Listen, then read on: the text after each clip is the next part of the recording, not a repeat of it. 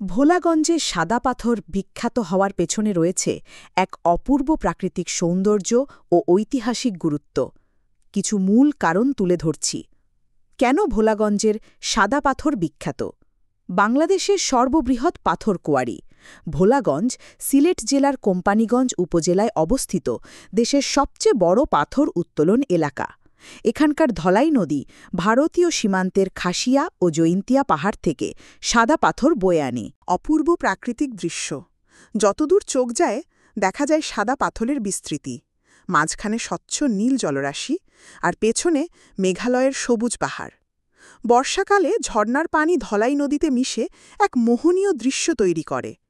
Bholaganj zero point, Dhalai নদীর উৎসস্থল, যেখানে নদী দুই ভাগে বিভক্ত হয়ে চারপাশ ঘুরে আবার মিলিত হয়। এই জায়গাটিকে বলা হয় ভোলাগঞ্জ জিরো পয়েন্ট বা সাদা পাথর এলাকা। এটি দেখতে অনেকটা দ্বীপের মতো। ঐতিহাসিক রোপওয়ে ১৯৬৪ থেকে ১৯৬৯ সালের মধ্যে এখানে একটি রোপওয়ে নির্মিত হয়েছিল, যা ছাতক পর্যন্ত ১১.৫ মাইল দীর্ঘ ছিল। এটি পাথর উত্তোলনে ব্যবহৃত হতো এবং ১৯৯৪ সাল পর্যন্ত চালু ছিল। স্থানীয় জীবিকা ও সংস্কৃতি। এখানকার মানুষ প্রতিদিন নদী থেকে পাথর উত্তোলন করে জীবিকা নির্বাহ করে। ছোট নৌকায় পাথর বহনের দৃশ্য পর্যটকদের কাছে এক অনন্য অভিজ্ঞতা হয়ে ওঠে। আশেপাশের দর্শনীয় স্থান।